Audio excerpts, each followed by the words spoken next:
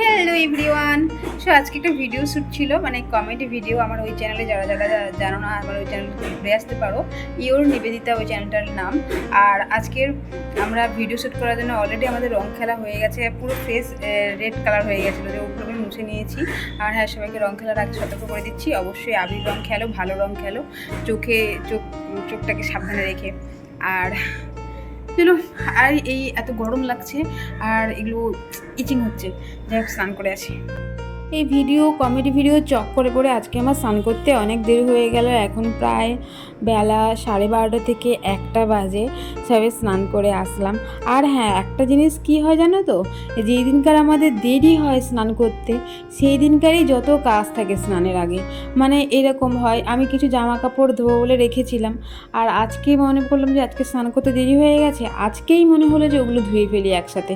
মানে এরকমটাই হয়, মানে যখনের কাজ তখন যদি কমপ্লিট না হয় পরে খুব প্রবলেম হয়, সেই কাজটা পড়েই থাকে। ফাইনালি আজকে স্নান করতে গিয়ে আমি শাড়িটা ধুলাম, আর এই শাড়িটা কবে পরেছিলাম আমার মনেই নেই।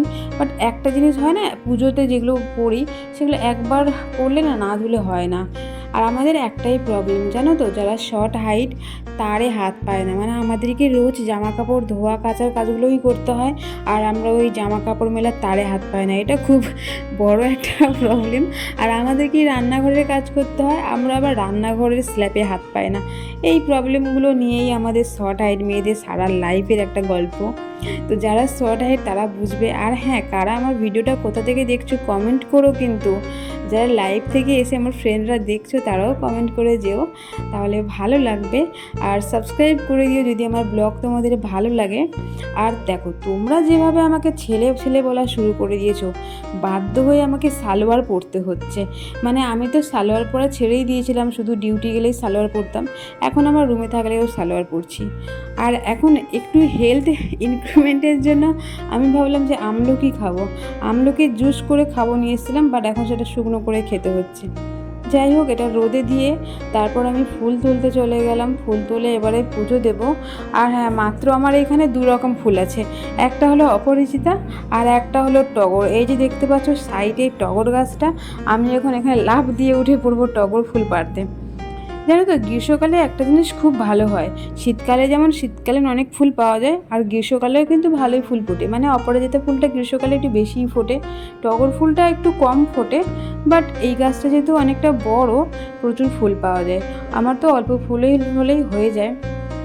যাই হোক, পুজো দিয়ে ভাবছি আজকে কোথাও বেরোবো, আর কোথায় বেরোবো সেটা তোমাদের সাথে অবশ্যই ভিডিও করে দেখাবো। আপাতত এখনকার মতো আমার রুমের কাজকর্ম শেষ, আর আমি চাবি লাগিয়ে দিয়ে বেরিয়ে পড়লাম। হয়তো স্পেশাল কিছু হচ্ছে, যার জন্য ওদের বাড়িতে খেতে বলেছে, আর রেডি হয়ে চলে যাচ্ছি।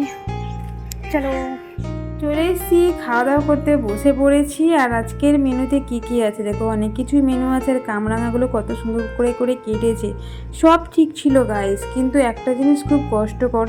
এটা কি, মানে এটা তেতো পাতা, খুব কষ্টকর খাবার। কারা কারা তেতো পছন্দ করো না আমাকে একটু কমেন্ট করে জানিও তো। যাই হোক, খাওয়া দাওয়ার শেষে একটু কামরাঙা নিয়ে বসে পড়েছিলাম। আর হ্যাঁ, আমি কিন্তু টক খেতে পছন্দ করি না, তবুও কামরাঙাটা মিষ্টি ছিল তাই খাচ্ছি। কামরাঙাটা মোটেও টক না, তোমরা আবার ভেবো না যে লবণ ছাড়াই কামরাঙা কীভাবে খেয়ে ফেলছি। সবাই বলে মেয়েরা টক খেতে পছন্দ করে, কেন জানি না, আমার টকের প্রতি খুব একটা বেশি ইন্টারেস্ট নেই। তো তোমাদের সাথে গল্প করতে করতে রেডি হয়ে আমি চলে এসেছি বিরলা মন্দির। এই মন্দিরটা কোথায়, কারা কারা এই মন্দিরটা জানো আমাকে কিন্তু কমেন্ট করে বলো। তবে দুঃখের বিষয় একটা কি জানো তো, এই মন্দিরের ভেতরে কিন্তু ক্যামেরা নিয়ে ভিডিও করতে পারবো না, আর বাইরে থেকেই ভিডিও করে তোমাদের দেখাচ্ছি। মন্দিরটা খুব সুন্দর, অনেক দিন থেকেই ইচ্ছা ছিল, মানে প্রায় 3-4 বছর আগে থেকেই ভাবছিলাম, একটা ছবিতে দেখেছিলাম। আর এই মন্দিরটা কোথায় কোথায় কবে যাব অনেক ভেবে, মানে অনেক আশা ছিল অনেক দিন থেকে জাস্ট ইচ্ছে ছিল যে কেমন মন্দিরটা দেখতে যাব। ছবিতে এতটাই ভালো লাগছিল, সামনে এসেও অনেক ভালো লাগছে, কিন্তু দুঃখের বিষয় এর ভেতরের সিনগুলো ক্যামেরা করে দেখাতে পারছি না। তবুও আমি তো আছি চোর একটু টাইপের, তো যেন ভেতরে একটু চুরি করে করে ভিডিও করেছি। জানি না এটা যদি ওদের কর্তৃপক্ষ দেখে আমাকে হয়তো ধরে নিয়ে যাবে, তবু একটু ভেতরে লুকিয়ে লুকিয়ে ভিডিও বানালাম। আর মন্দির পরিদর্শন করে এবার আমাদের বাড়ি যাওয়ার পালা। চলো সবাইকে টাটা, দেখা হবে পরবর্তী ব্লগে।